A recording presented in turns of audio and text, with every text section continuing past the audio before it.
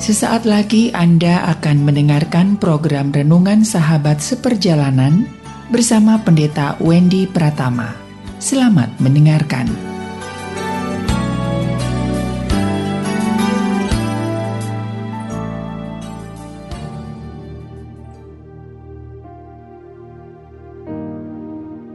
Selamat berjumpa kembali di dalam layanan audio Sahabat Seperjalanan. Hari ini adalah hari Senin 26 September 2022. Tema renungan dan saat teduh kita dengan judul Tangan yang Berkuasa. Tangan yang Berkuasa. Firman Tuhan terambil dalam Yeremia 51 ayat yang ke-25.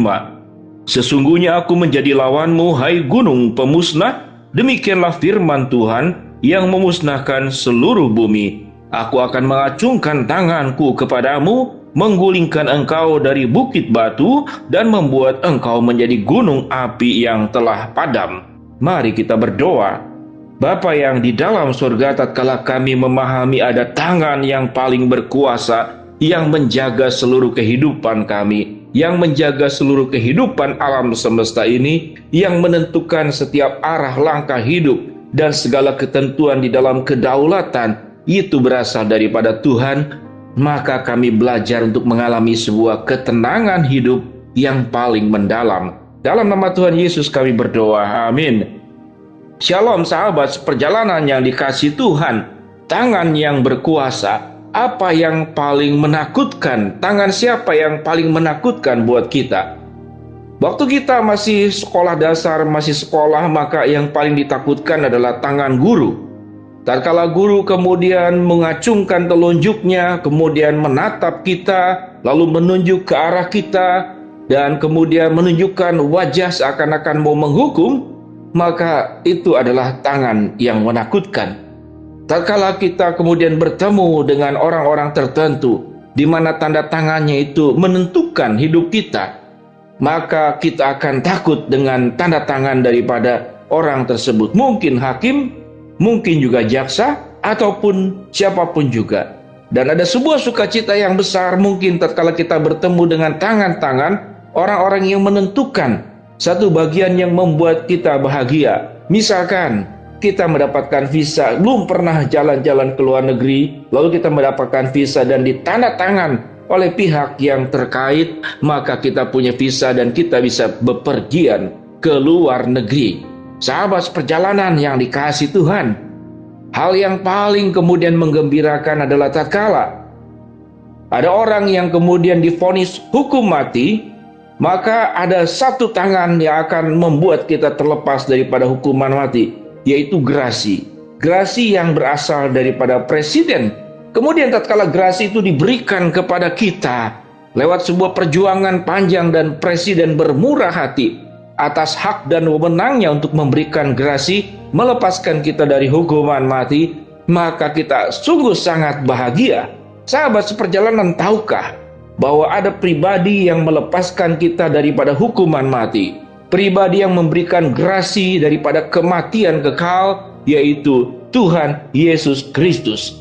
Di dalam kitab Yeremia kita bertemu satu bagian firman Tuhan di mana Nabi Yeremia diutus oleh Allah untuk mengingatkan berbagai macam kejahatan yang dilakukan oleh Yehuda, yaitu mereka mendirikan berhala, mereka melaksanakan praktek-praktek berhala. Bahkan dalam Yeremia 2 ayat 20 dikatakan bahwa orang Yudea itu dikatakan seperti pelacur, orang Yudea.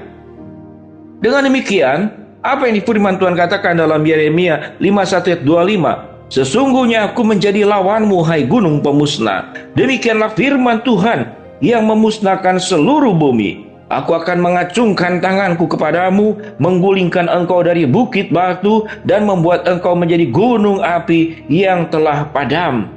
Kita melihat, bayangkan, bahwa manusia ini dianggap sebagai gunung berapi yang mungkin tidak bisa padam. Semua orang takut dengan gunung berapi tatkala meletus. Gambaran tentang manusia dengan segala kesombongan, keangkuhan, dan merasa ada wewenang, ada kuasa di dalam dirinya yang bisa melakukan apapun juga. Dan Tuhan berkata, jika engkau adalah gunung berapi, maka tangankulah yang akan membuat engkau menjadi gunung api yang telah padam. Kalau engkau juga bukit batu, firman Tuhan berkata, aku akan menggulingkan engkau sekalipun engkau adalah bukit batu. Sahabat perjalanan di dalam kehidupan kita bertemu dengan tangan-tangan yang membuat kita merasa tidak berdaya, yang menekan, yang memperlakukan tidak adil. Lalu kita tidak sanggup untuk melawannya, kita tidak sanggup bereaksi, kita tidak sanggup untuk menengadah, bahkan menunjukkan emosi kita ketidaksukaan dan merasa diperlakukan tidak adil.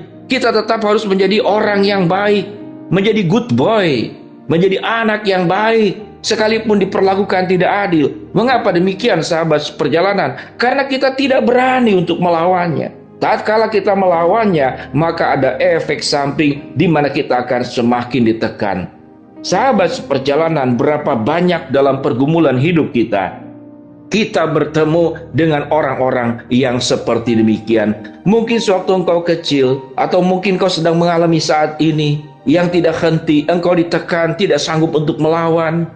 Karena kita berhadapan dengan bukit batu, kita berhadapan dengan gunung berapi yang siap memuntahkan larva panas menyembur ke dalam kehidupan kita, dan matilah kita oleh orang-orang tersebut. Apa yang firman Tuhan katakan? Tangan Tuhan yang berkuasa, sesungguhnya aku menjadi lawanmu, hai gunung pemusnah. Demikianlah firman Tuhan yang memusnahkan seluruh bumi. Aku akan mengacungkan tanganku kepadamu, menggulingkan engkau, hai bukit batu, dan membuat engkau menjadi gunung api yang telah padam. Sahabat perjalanan, bagian firman Tuhan, setiap bagian firman Tuhan di bagian-bagian tertentu itu untuk menguatkan iman kita, di bagian tertentu untuk menghibur kita, di bagian tertentu adalah janji Allah yang pasti akan digenapi. Sedemikian sempurna tangan Tuhan. Tangan Tuhan bisa merangkul, tangan Tuhan bisa mengasihi, namun tangan Tuhan juga bisa menghukum. Dengan kedaulatannya, orang-orang, pihak-pihak yang mencoba melakukan kejahatan demi kejahatan, sebagaimana yang terjadi di dalam kitab Perjanjian Lama. Tuhan memusnahkan Firaun, Tuhan memusnahkan juga Sodom dan Gomora, Tuhan memusnahkan orang-orang pada di zaman Nuh dengan air bah. Betapa luar biasa tangan Tuhan yang berkuasa.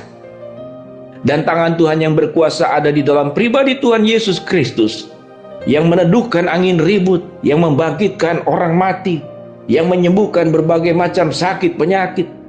Dan tangan Tuhan yang berkuasa juga yang mengampuni, yang membuka agar setiap orang mau datang kepadanya, menerima keselamatan, menerima anugerah kebaikan di dalam Tuhan Yesus Kristus, di dalam perjanjian baru. Dan itu dinubuatkan juga dalam perjanjian lama secara sempurna, dari kitab Kejadian sampai ke Wahyu. Sahabat perjalanan, kalau engkau terluka, kalau engkau rasa tersudut, kalau engkau rasa diperlakukan tidak adil, kalau engkau dihianati, kalau engkau ditekan, apapun bentuk yang terjadi pada dirimu, kalau engkau hidup berjalan di jalan yang benar, engkau tetap menyandarkan kepada Tuhan, engkau tidak melakukan perlawanan, tanganmu tetap terangkat kepada Tuhan, dan kau tidak mengambil batu untuk melempar orang tersebut, engkau tidak mengambil pisau untuk menusuk kembali, karena yang bersangkutan pernah menusuk kehidupanmu berkali-kali.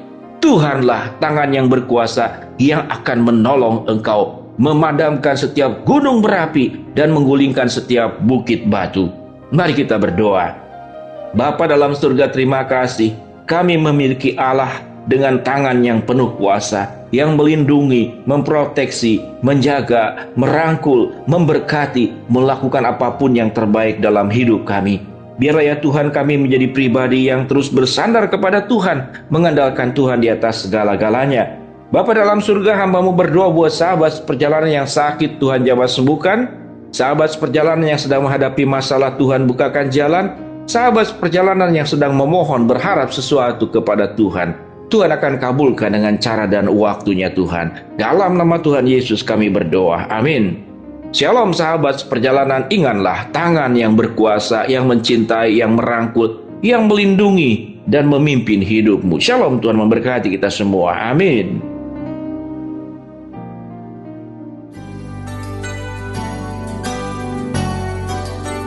Anda baru saja mendengarkan program Renungan Sahabat Seperjalanan bersama Pendeta Wendy Pratama. Terima kasih atas perhatian Anda. Tuhan Yesus memberkati.